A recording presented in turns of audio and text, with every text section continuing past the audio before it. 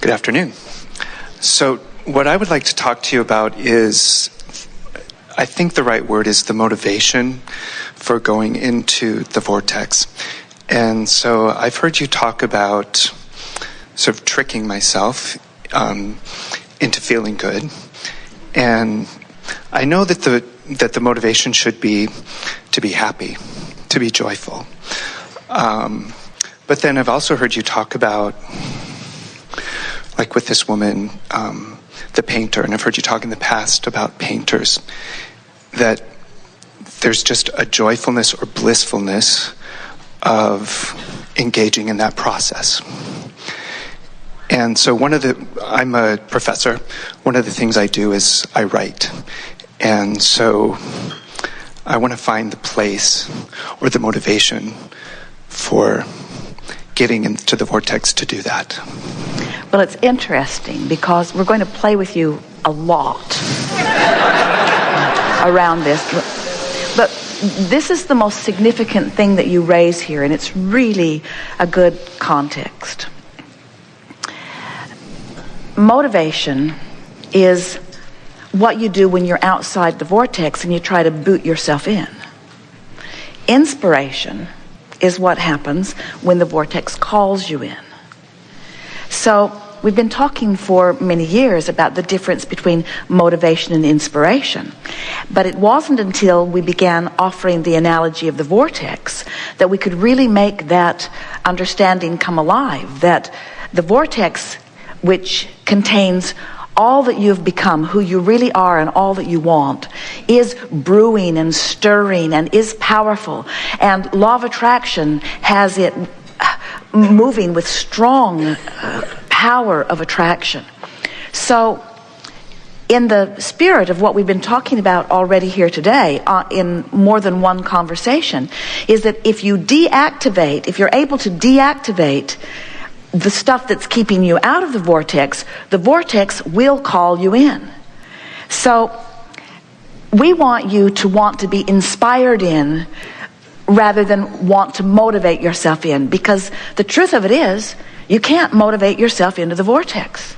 That's what we were talking about as we were playing with these cards earlier. You just can't find the right mindset. What it's really coming down to, and we've been talking about deliberate creation for a number of years, and we've offered a lot of different processes. And through many of them, it has simply come across, and because that's the way we've offered it, as you just have to begin to control your mind and direct your thoughts more deliberately. And as you direct your thoughts more deliberately, then you'll get more of what you want. But these days, as we are really fine-tuning this science of deliberate creation, as we're talking about the power of the vortex, what it really comes down to is you can't buck your own current. And if you've got a current going that isn't in alignment with what you want, you've just got to find a way to stop offering that current. And so it is because of that very reason that Esther and Jerry, it was Jerry's powerful desire, were inspired into the creation of this Getting into the Vortex meditation CD, because it amplifies what we're giving to you here, and we can feel you receiving it completely, that what you want to do is just, if you can deactivate, by quieting your mind, those things that are keeping you out, the vortex will take you in. So maybe what you meant, and we can feel this a little bit, because it actually, the part we were teasing you about, that we're going to have a lot of fun with you here, we were going to sarcastically, which never comes off good when we offer it, tease all of you about you need motivation to line up with all that you want and who you really are. In other words, you need motivation to align with the energy that creates worlds and have it flow through you toward whatever you are wanting. You need motivation to align with that breathtaking realization of your own power and your own worthiness. In other words, we can stand and proclaim from our perspective all of the deliciousness that is waiting for you in the vortex, but we can only call you in.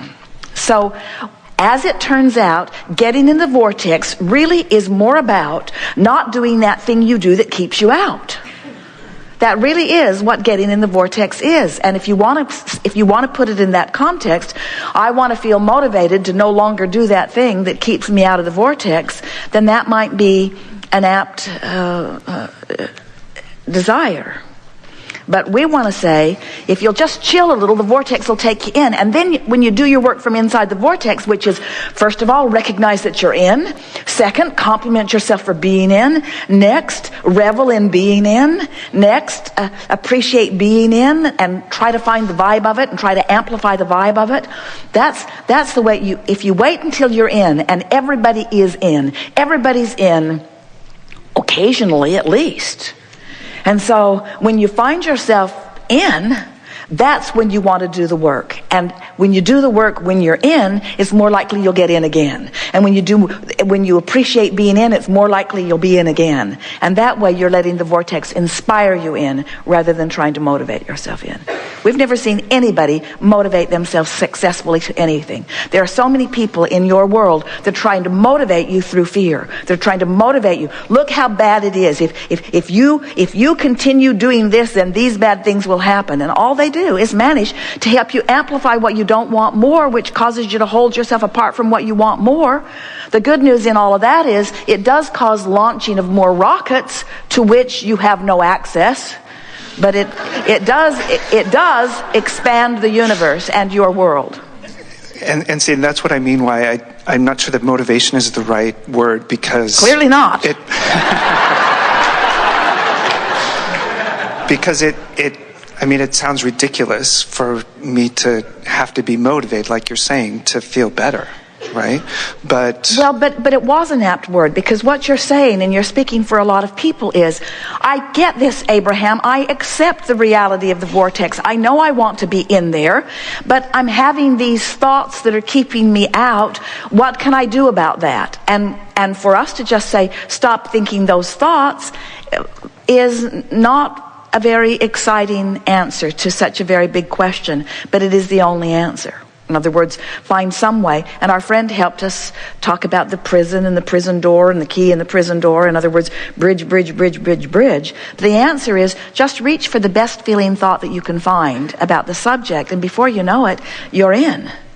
And watch those around you who are chronically in, which would be your dog, which would be your children. In other words, the chronically in the vortex are really good examples. Watch them and watch how reluctant they are to leave the vortex, and watch how they revel when they're in there. Watch how over the top they are. Watch how they don't hold back. Watch how really obnoxious to the world that's not in the vortex they seem.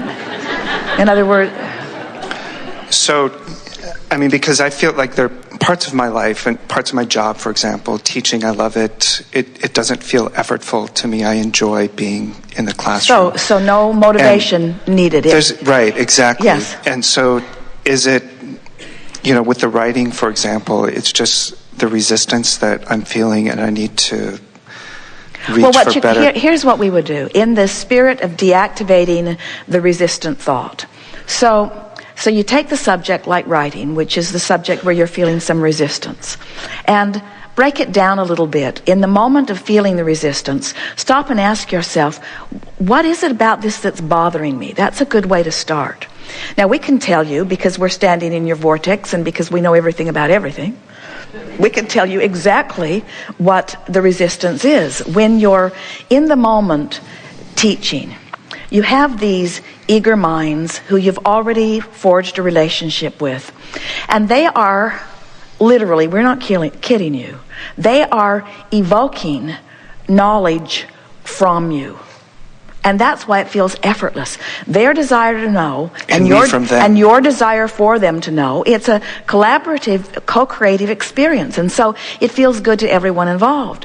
And that's something, your classroom is sort of quantifiable to you. It's in the moment, you know them, you've already won them over, you already adore them, you can feel their appreciation for you. But when you think about writing, now there's a big world out there full of critics and full of intellectuals who are not ready to go along necessarily with everything that you're thinking. And so you are envisioning, you don't mean to, but it's sort of part of being in a broad world where there's a lot to be said about everything. So you are superimposing their criticism over your end result before you've even written it. which is the best way to kill inspiration that we could ever, in other words, imagining how someone else is going to respond to something that you've created is really a killer. And the reason is because you know, wisely so, that you can't trust them to like what you write. But you know why? You know why you can't trust them to like what you write? The majority of them are not even in the vibrational vicinity of even getting what you write, which is not true of those in your classroom. They're in the vicinity. You know they're going to get you. They've moved themselves into the position where the likelihood of them getting you and the likelihood of all of you together moving to a new exhilarating place is really strong. That's what is so exciting about gatherings like this, is it's co-creation, live, in the moment, happening, new thought occurring, taking the universe to a place that has never been before with this unique conversation, you see. So let's say you're thinking about writing and you find yourself feeling tense about it. And if you're going to write, you're going to have to make yourself do it because you don't feel like doing it. And so you stop and you say, well, I guess I could use discipline and make myself sit and write, but there's no point in it when I feel like this. And so I'm not going to do that. But I am going to identify what's bothering me about this. And usually, if you'll stop in that moment, you'll discover that the thoughts that were in the mix were thoughts of worrying about how it was going to be received. Thoughts of self-doubt. You started to say that. You started to say some self-doubt. Yes. But you see, we don't interpret it as self-doubt precisely. We interpret it as wise acknowledgement that a lot of people aren't going to get me. And if you call that self-doubt, then you're crippled. If you call it law of attraction, not bringing those who aren't ready, then that's a perfect thing. You see? So now you feel that. And it feels like maybe I'm not ready. And then you say, wait a minute, it's not me who's not ready. It's a lot of the world who's not ready, but I'm not writing to them anyway. Then that feeling goes away. In other words, when I write what I know, and I know what I write, and I feel the inspiration flow through me, I'm really good at that. And those who want it, and those who are ready for it, they will be a perfect match to it. And there are plenty of them for me to be a successful writer. There are plenty of them for me to be a successful writer.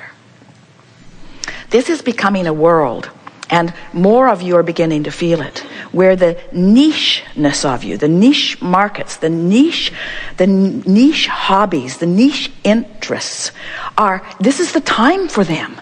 Look at what's going on. In other words, there is not a television station in the world that wants Abraham. Because they know their audiences. They know the majority of their audience isn't ready for this. Do you know how patient you are? How willing you are to sit here and encourage us on to the next nugget of the expanding universe? You are a unique group of people, and the majority of people out there in TV land are not there. But do you know, out there today, all over this planet, every continent or excepting one, there are people receiving this live broadcast who want to participate in this precise, concentrated, very unique, very leading edge conversation, you see? And that's what you want to remind yourself, whether you are a painter, because your painting is magnificent, but it doesn't appeal to everyone. Your books are magnificent. Your music is magnificent. What you do is magnificent, but it does not appeal to everyone, nor does it need to. Law of attraction will bring those to you who are a vibrational match, but you've got to be a vibrational match to your own work first, you see.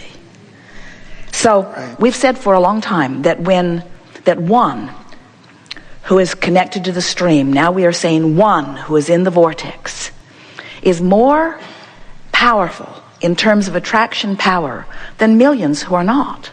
So it's not about whether they're ready for you or not. It's whether you are in alignment with who you are. And when you line up with you, you broadcast a signal that makes you more findable. It makes you more reachable. It makes you more seeable. That's one of the most magnificent things about publishing. Do you know? You get into the vortex in order to receive it.